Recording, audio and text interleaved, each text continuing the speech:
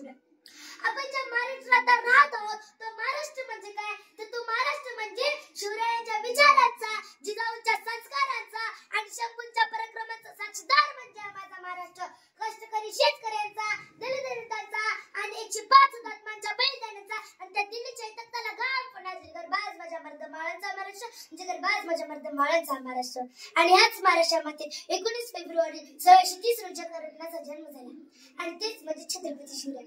त्यांनी त्यांच्या आयुष्यात वस्तू वापरल्या आणि माणसं जपली, परंतु आपण मात्र वस्तू म्हणजे माणसं वापरतो आणि वस्तू जपतो.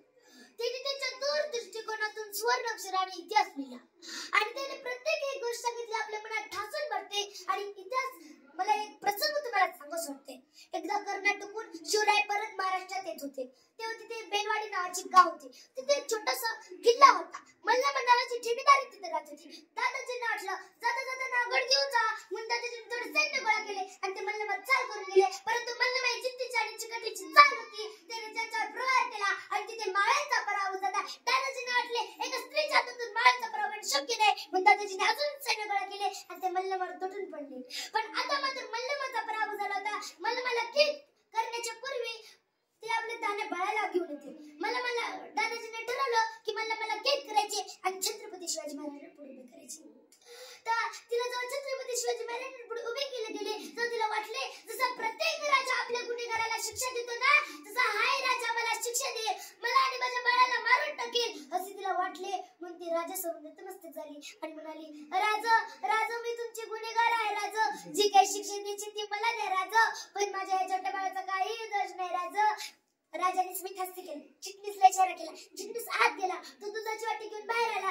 छत्रपती शिवाजी महाराजांनी मल्लमाच्या मुलाला उचलले आणि मांडीवर ठेवलं आणि चमचाला त्याला दूध पाजले आणि म्हणाले, हा जो आमचा मांडीवर दिसतोय ना तो आमचा भाचा आहे. आम्ही तुम्ही आमच्या भगिनी झालात आणि कोणत्या भाऊ आपल्या बहिणीचं राज्य बळकावून घेतो. दादाजी राज्य घ्यायचा नसतो तर राज्य द्यायचा असतो. आणि त्या काळातही माझ्या शिवरायांनी तिला राज्य परत तर केलेच, त्याहूनही तिला बांगडी चोडी देऊन तिच्या घरी सुखरूपपणे तिला पोहोच केलं. म्हणून तर मला असं वाटते जे छत्रपती शिवरायांनी केलं ते जगाने कधीच नाही केलं आणि जे जगाने केलं ते छत्रपती शिवाजी महाराजांनी कधीच नाही केलं. जगाला छत्रपती शिवाजी महाराजांनी झुकावी लागते. छत्रपती शिवाजी महाराजांनी स्त्रियांचा आदर केला. म्हणून जे कोणी स्त्री माझा ऐकत आहे तिला मला एवढेच सांगायचं वाटते, अगं तलवारीपेक्षा तीक्ष्ण ह्या तुझ्या नजरेची धार आहे. अगं तलवारीपेक्षा तीक्ष्ण ह्या तुझ्या नजरेची धार आहे. महाराष्ट्राची वाघीण तू भवानीचा वार आहे. महाराष्ट्राची वाघीण तू भवानीचा वार आहे. भगवीची रक्षणी तू स्वराज्याची मेघ आहे. भगवीची रक्षणी तू स्वराज्याची मेघ आहे. तुम्ही समजू नको तू स्वतःला, तू जिजाऊची लेख आहे, तू जिजाऊची लेख आहे. आता अनेक वर्ष झाली. इटलीचे पंतप्रधान भारत भेटीसाठी आले होते. तेव्हा त्यांनी काही प्रश्न विचारला की तुम्हाला प्रेमाचं प्रतीक असणारं ताजमहल हवाय का सोन्याचं प्रतीक असणारं गोल्डन टेम्पल हवाय. तेव्हा इटलीचे पंतप्रधान म्हणाले, मला तुमचं प्रेमाचं प्रतीक असणारं ताजमहलही नको आणि मला तुमचं प्रेमाचं प्रतीक असणारं गोल्डन टेम्पलही नको. म्हणजे ज्या राजाचा इतिहास घडतो ना त्या राजाचा मला रायगड बघायचंय आणि तसंच बघायचं त्याला रायगड बघायला. म्हणून तर मला असं वाटतंय जगाच्या पाठीवर तुम्ही कोठेही कराल आणि कोणी तुम्हाला प्रश्न विचारला की तुम्ही कोठून आल्यात त्याला अभिमानाने सांगा, ज्याला मरणारे लाजवलं आणि आलेले मरणारे जगाला शिकलं अशा छत्रपती शिवाजी आणि छत्रपती संभाजी महाराजांच्या भूमीमधून अशा छत्रपती शिवाजी आणि छत्रपती संभाजी महाराजांच्या भूमीमधून. म्हणून तर मला असं वाटते ज्या माती जन्मली त्या मातीचा रंग उसळला आहे. ज्या माती जन्मली त्या मातीचा रंग उसळला आहे. छाती ठोकून सांगते मी शिवांचा माळ आहे, मी शिवांचा माळ आहे. जाता जाता एवढंच म्हणावं असं वाटते, देवाकडे एक फूल मागितलं तर त्याने की बागच दिली. देवाकडे एक फूल मागितलं तर त्याने की बागच दिली.